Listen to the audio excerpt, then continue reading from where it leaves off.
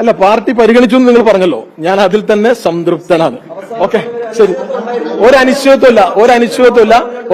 ഉണ്ടായിരുന്നില്ല. കോൺഗ്രസിന്റെ സ്ഥാനാർത്ഥി ആര് തന്നെയായാലും എല്ലാവരും ഒറ്റക്കെട്ടായി ഒരു മനസ്സോടുകൂടി പ്രവർത്തിക്കും.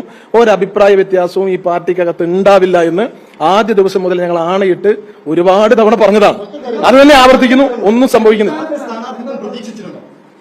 ഒരിക്കലുമില്ല. അത് പാർട്ടി തീരുമാനമല്ലേ.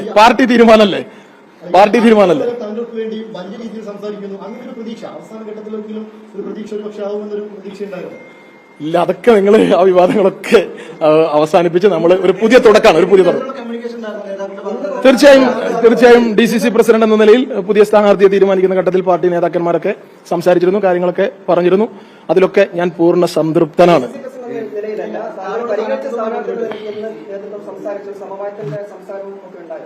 തീർച്ചയായും അതിലൊക്കെ സംസാരമൊക്കെ നടന്നിട്ടുണ്ട്. അതിലൊന്നും ഒരു പരിഭവവും പ്രയാസവും എനിക്കില്ല. നിങ്ങൾ എത്ര കോലിട്ടിളക്കിയാലും ഞാൻ പറയുന്ന ഒരു തെരഞ്ഞെടുപ്പിലല്ല, 1000 തെരഞ്ഞെടുപ്പിൽ സീറ്റ് നിഷേധിച്ചാലും അര വാക്കുകൊണ്ടോ ഒരു നോക്കുകൊണ്ടോ കോൺഗ്രസ് പാർട്ടിയെ പ്രതിസന്ധിയിലാക്കുന്ന, കോൺഗ്രസ് പ്രവർത്തകരെ വേദനിപ്പിക്കുന്ന ഒരു പ്രവർത്തനവും ഒരു നടപടിയും നിലപാടും എന്റെ ഭാഗത്ത് നിന്ന് ഉണ്ടാവില്ല. അതുകൊണ്ട് നിങ്ങൾ എത്ര കോലിട്ടിളക്കിയാലും ഞാൻ ഒരു വാക്ക് പോലും പറയില്ല.